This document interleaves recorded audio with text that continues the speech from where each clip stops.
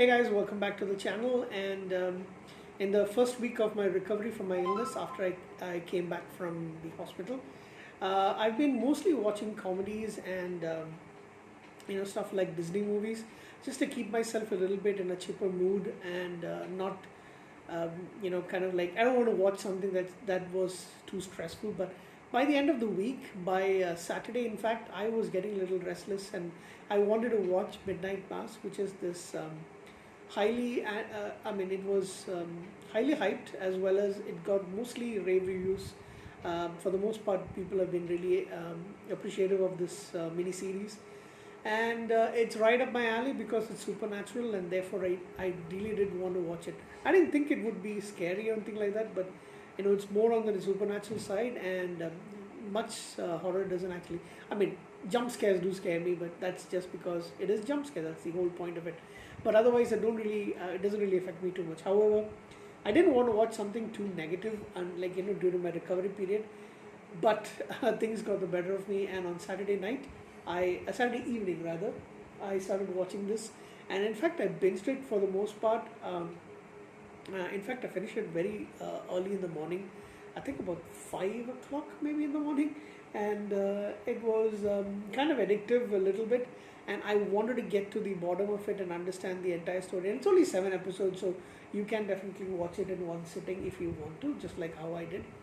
So Midnight Mass, like I mentioned, is an American supernatural horror television miniseries on Netflix, and it is created and directed by Mike Flanagan. I'm not sure if I've seen any other works of his, but let me tell you, the acting is extremely well in the series, and for the most part, they had me, really wanting to get to know what's the bottom of this. The show's and the cast basically is Zach Gilford, Kate Siegel, who I understand is actually married to Mike Flanagan, Hamish Linklater, who plays the priest, Samantha Sloyan, Rahul Kohli, a British Indian actor, and Henry Thomas. If you don't know who Henry Thomas is, he used to play the kid. He played the kid in E.T., and he's much older now. Of course, he is playing the dad of the main character. You've also got Annabeth Gish with really short hair from X-Files. And you've got Michael Trucco, very surprised, I didn't actually recognize him for about 2 minutes. And Kristen Lehman, who does an outstanding job as well. There's a lot of outstanding actors in this series. Kristen Lehman, who I've seen in quite a few television shows. I don't think I've seen her in any movies, but she doesn't play this kind of character. She plays the mom, very devout Christian role, and she's bang on.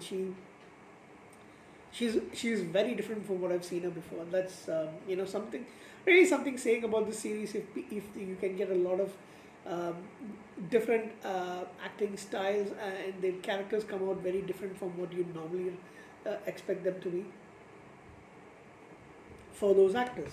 So this television series is basically about this sleepy little island, which is basically a fishing town on the island. They've got some woods surrounding it as well, and for the most part, the ferry comes and takes them off to the mainland. I think Seattle, if I'm not mistaken, is the big city near them. It's described like a small isolated island community who basically they live there, their kids live there, and all that stuff. And what really happens in this series, two main things happen. Is 4 years before the events happen, Zach Gilford's character Riley Flynn, he is a venture capitalist who he was in Chicago, and what happens is he get drunk driving, he crashes into the car, kills a young lady, and he's haunted by that. He is in jail for 4 to 10 years, but because of good behavior and the fact that he's never had any other cases against him, they let him go. They release him and on the condition that he's got to attend AA meetings. So he comes back very much the prodigal son returns, the black sheep of the community sort of. He is not really sure what to do with his life anymore. Having killed accidentally, of course, but killed the girl he is tormented. Kate Siegel plays Erin Green, his former childhood sweetheart, and they had split before he had gone for college. She returns back. She is pregnant, and she is now a school teacher. They don't actually show her. I mean, they don't really talk too much about the father of her child, basically.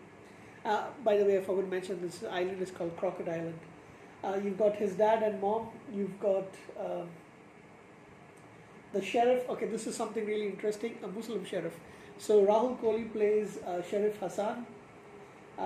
He is, from normally a bigger city, but he decided to take the move and come to this predominantly Christian, and they've got this one main church, where a Catholic church where most of them go to pray. Annabeth Gish plays a doctor. Michael Trevor plays the mayor, and you also have, like I mentioned, Henry Thomas playing Riley's father. So that is one of the main things in this movie. The second big incident is they have this priest at the St. Patrick's Church who is an aging Monsignor Pruitt. He leaves for a trip to the Holy Land in Israel, Palestine, that area, and he's been away for some time. They get word that he has fallen ill, and therefore the Catholic Church has temporarily sent, the Archdiocese has sent a younger priest, and he comes and tells them he's there just to fill in the shoes for a little bit. He's a very charming priest. He is his sermons are pretty inspiring and all that stuff. Now there is this a lot of miracles start happening after this priest comes in. There's also the death of a lot of cats in the island. Huge number of cats were killed. Nobody knows exactly what's happening. And slowly, one by one, some of the less desirable people on the island start getting taken out. Nobody knows exactly what is the reason. There is this one character played by Samantha Sloan, Bev Keane. She is the kind of person that will make you want to hate religion. I mean, I don't really need an excuse. I'm not religious in the first place, but she does plays that overzealous, pain in the ass, arrogant kind of religious zealot, and she plays it to a T, so much so that I start hating the actress. And that's a good job. She does a fine job of being someone you really want to hate. So there's that. So there's one of the miracles in this movie is there's this young girl, a teenage girl about 16 years old. She was accidentally shot by the town drunk, and she is paralyzed. And Father Paul Hill, that's the name of this priest, he actually makes her walk. He commands her to walk and to receive communion, and she gets up and starts to walk in the church. Like that, there are a lot of certain things, but there's a price for all of these miracles. And what exactly is happening now. I avoided as much spoilers as possible. I will tell you one spoiler over here. There is a vampire effect over here. There is a very, very high religious, and I was surprised about the vampire thing, by the way. Very, very, the themes about Christianity and vampirism and, the religious aspects. It really is jarring on the mind, to be honest. Whenever they go on this tirade about things from the Bible and all that stuff, it is very irritating. However, I cannot disagree that the acting in the series is excellent. Sorry about that. Just pop up on my laptop. The acting is top notch in this series. You must really appreciate, and I've appreciated all the actors in it. I don't think there's a bad performance from anyone, including the really young actors, the teenagers who play the children on this particular show. And so yeah, that's basically it. I avoided as much spoilers as possible, and there's a lot of I kind of knew what was going to happen, to be honest, by the very first episode, or maybe by the beginning of the second episode. I kind of understood what's going to happen. I'll give you another hint. This show reminds me a lot about, And I'm not sure if this is an inspiration, but Salem's Lot, Stephen King's book, as well as the movie that came out. And I was very surprised that it reminded me a lot of it because it's got the vampire element over there as well.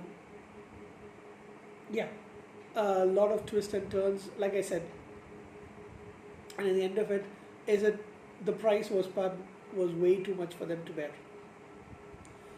Outstanding acting by everybody, like I mentioned. I must say, I've never seen Hamish Linklater before, and any show. I'm trying to look it up and see whether I've seen anything in it, but he is outstanding.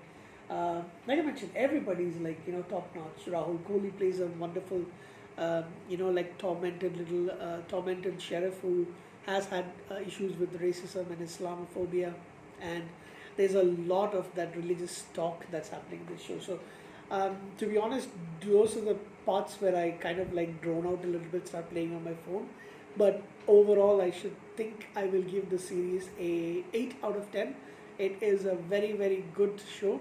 It's not as great as the reviews I've been reading, but to be honest, I did find it to be very entertaining. So, 8 out of 10, must watch on Netflix. Thank you.